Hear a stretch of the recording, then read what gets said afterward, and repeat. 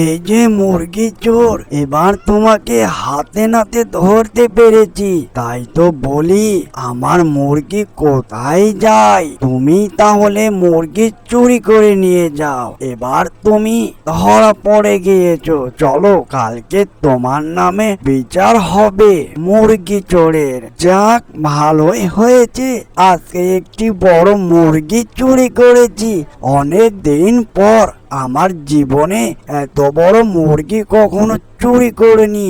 ও মা, কি সুন্দর মুরগিটা দেখতে, অনেকটাই দাম পাবনি। যাই, কেউ আবার দেখে ফেললো নাকি? যাই, তাড়াতাড়ি লইয়া যাই, কেউ দেখে ফেললে সমস্যায় পয়রা যামো গা। কালকে হাটে মুরগিটা বেচবো গা।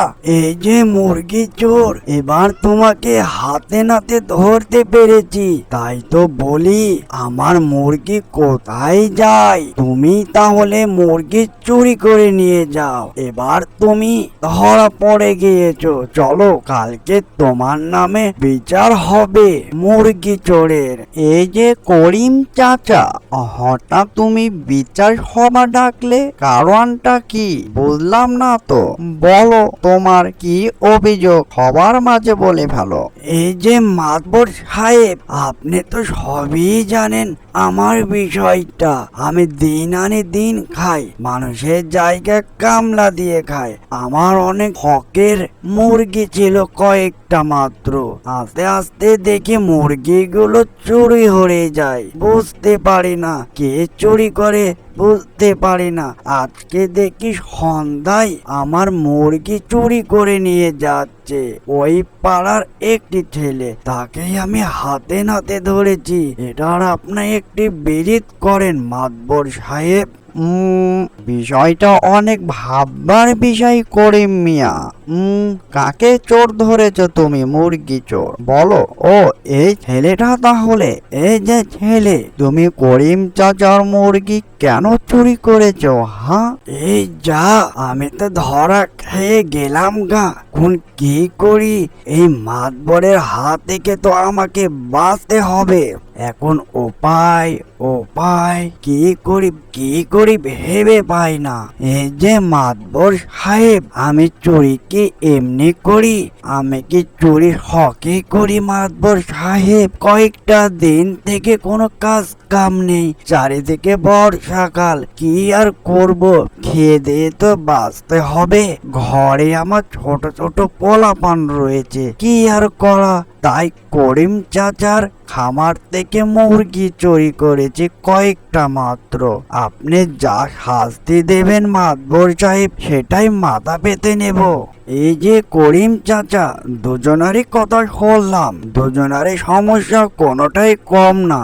এক কাজ করো করিম চাচা, তোমার মুরগিটা নিয়ে তোমার বাড়ির দিকে যাও, আর যেগুলো আছে ভালোভাবে দেখাশোনা করো। এই যে মুরগি চোরালা, তুমি যেটা বললে সবই শুনলাম, কিন্তু করিম চাচা তো অনেক গরিব মানুষ। তুমি তার মুরগি চুরি করেছো, অনেকটাই খারাপ কাজ করেছো। যাও, তোমাকে এবারকার মতো ছেড়ে দিলাম।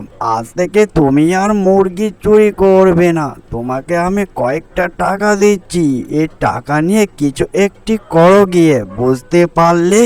যাক, জানে বেঁচে গেলাম এবারকার মতো। যাক, আর মুরগি চুরি করব না। এসব কাজ আসলেই ভালো না। মাতবর সাহেব, দেন, কয়েকটা টাকা দেন। ওই টাকা নিয়ে আমি কিছু একটি করব। আজ থেকে বলছি মাতবর সাহেব, আমি কথা দিচ্ছি আপনাকে, আর কখনো কোথায় মুরগি চুরি করব না। এই যে করিম চাচা, চুপচাপ দাঁড়িয়ে রইলে কেন? তুমি কিছু কথা বলছো না কেন? আমার কি বিচারটা তোমার পছন্দ হয়েছে নাকি? কিছু একটা তো বলো তুমি। চুপ থেকো না দাঁড়িয়ে। মাতবর সাহেব, না মানে আপনি বয়সে ছোট হতে পারেন, কিন্তু আপনার অনেকটাই বুদ্ধি জ্ঞান রয়েছে কিন্তু মাতবর সাহেব আপনার কথা কি আমি কখনো ফেলতে পারি? ঠিক আছে মাতবর সাহেব, আমি আপনার কথা মেনে নিলাম আর আমার মুরগিটা খামারে নিয়ে চলে গেলাম। দেখো দেখো দেখো সবাই, করিম চাচার কতটা সততা দেখলে তোমরা। করিম চাচা দিন মজুরি লোক, দিন খায় দিন খাটে, তার সততা দেখে আমরা অনেকটাই মুগ্ধ।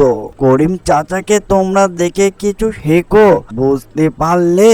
মালিক মালিক, মুরগি চোরালো অনেকটাই দুষ্ট, আমার সঙ্গে অনেকটাই জোর জবরদস্তি করেছে।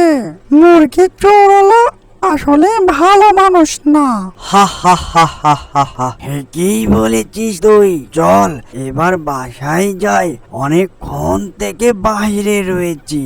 অ্যানিমেশন কার্টুনটি যদি ভালো লেগে থাকে লাইক কমেন্ট শেয়ার আর সাবস্ক্রাইব করতে ভুলবেন না। এতক্ষণ চ্যানেলের সাথে থাকার জন্য সবাইকে ধন্যবাদ। আসুন আমরা সবাই সততার হাতটি বাড়িয়ে দিই, তাহলে সহজে সমাধান হয়ে যাবে।